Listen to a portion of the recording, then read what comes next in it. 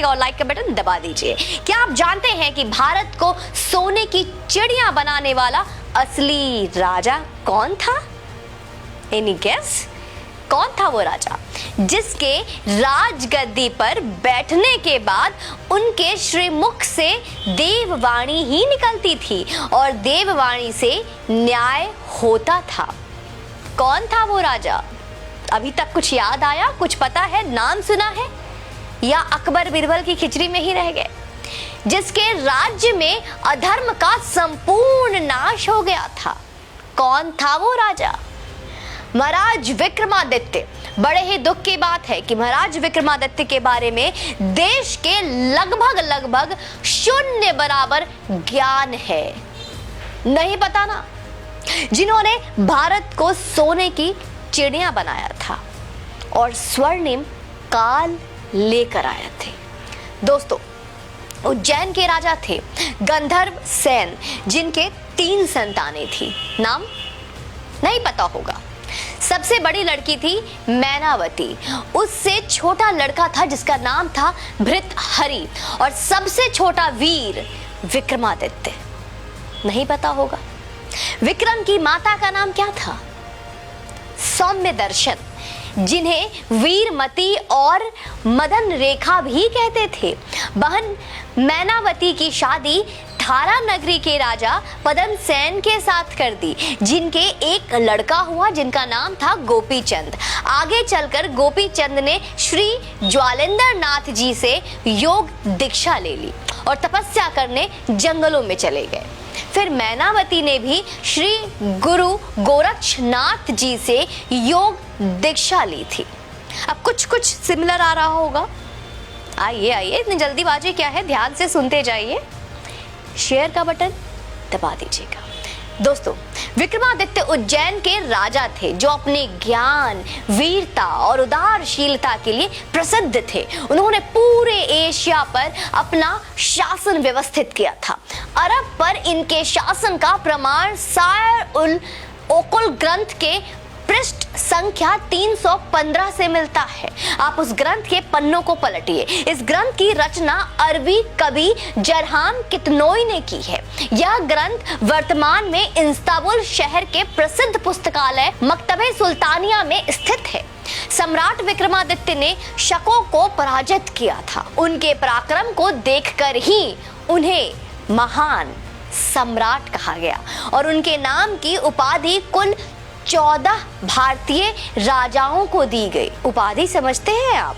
विक्रमादित्य की उपाधि भारतीय इतिहास में बाद के कई अन्य राजाओं ने प्राप्त की थी, जिनमें गुप्त सम्राट चंद्रगुप्त द्वितीय और सम्राट हेमचंद्र विक्रमादित्य, जो हेमू के नाम से प्रसिद्ध थे, उल्लेखनीय है। विक्रमादित्य के पूरे दरबार में नवरत्न रहते थे। कहना चाहिए कि 9 रत्नों रखने की परंपरा का प्रारंभ भी उन्होंने ही किया था। दोस्तों, उनके अनुसरण करते हुए कृष्णदेव राय और अकबर भी नवरत्न रखे थे।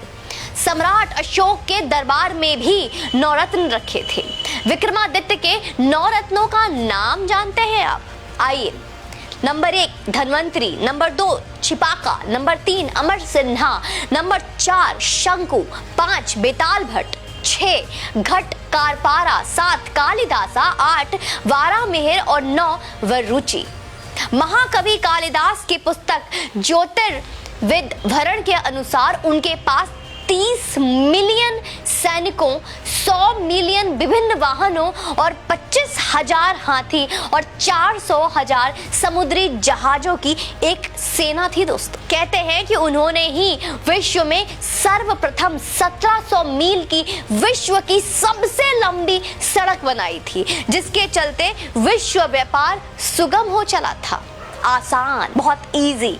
आज ये देश और यहाँ की संस्कृति केवल विक्रमादित्य के कारण अस्तित्व में है। इस बारे में ज्ञात है आप? अशोक मौर्य ने बौद्ध धर्म अपना लिया था। शायद ये इतिहास के किताबों में भी पढ़ाया गया था और बौद्ध धर्म बनकर 25 साल राज किया था।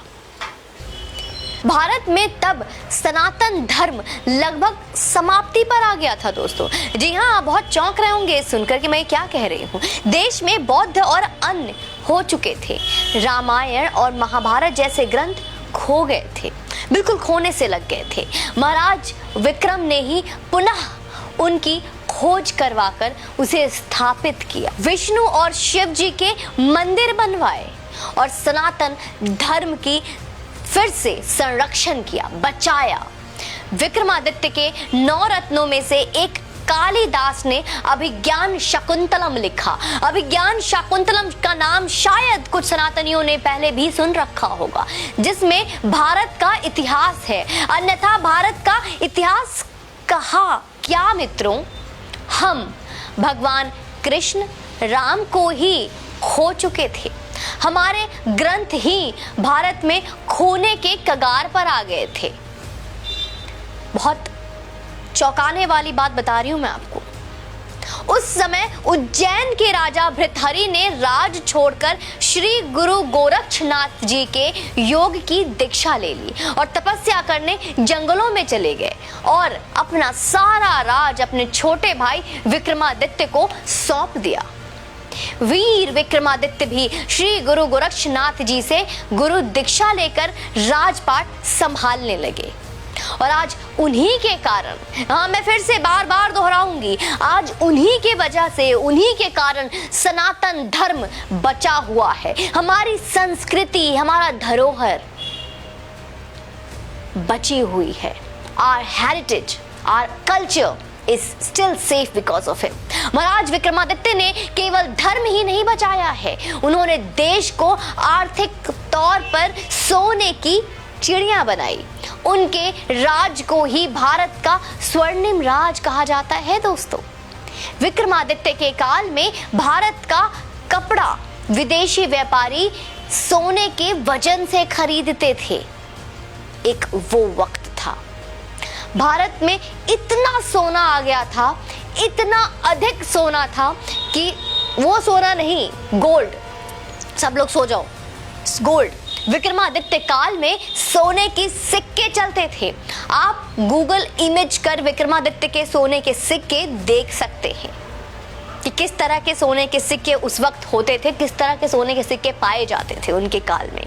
कैलेंडर जो विक्रम संवत लिखा जाता है वह भी विक्रमादित्य का स्थापित किया हुआ है। हमें उसे फिर से लाना है। आज जो भी ज्योतिष गणना है, जैसे हिंदी संवत, वार, तिथियां, राशि, नक्षत्र, गोचर आदि, उन्हीं की रचना है। वे बहुत ही पराक्रमी, बलशाली और इतना ही नहीं, बहुत ही बुद्धिमान राजा थे। कई बार तो देवता भी उनसे न्याय करवाने आते थे। आप इस बात से अंदाजा लगा सकते हैं। विक्रमादित्य के काल में हर नियम धर्म शास्त्र के हिसाब से बने होते थे। न्याय, राज सब धर्म शास्त्र के नियमों पर चलता था। आप इससे उनका छवि अपने मस्तिष्क में खुद निर्माण कर सकते हैं। विक्रमादित्य का काल प्रभु श्री राम के राज के बाद सर्वश्रेष्ठ माना गया है, जहां प्रजा धनी थे, जहां प्रजा खुश थे और धर्म पर चलने वाले थे। बड़े दुख की बात है कि भारत के सबसे महानतम राजा विक्रमादित्य के बारे में हमारे विद्यालयों में, स्कूलों में, कॉलेजों में कहीं कोई स्थान नहीं है। कोई उचित स्थान ही नहीं दिया गया उन्हें। देश को अकबर, बाबर, औरंगजेब जैसे दरिंदों और आक्रांताओं का इतिहास पढ़ाया जा रहा है। उन्हें महान बता। इस वीडियो को अधिक से अधिक शेयर करें।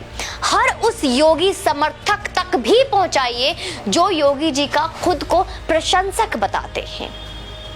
हम भी तो देखें कि कितना जानते हैं आप योगी आदित्यनाथ के बारे में और कितना चाहते हैं आप कि इतिहास का वो सच जो हम तक आज तक पहुंचा ही नहीं, वो किस तरह से सनातनियों के पास पहुंचना चाहिए।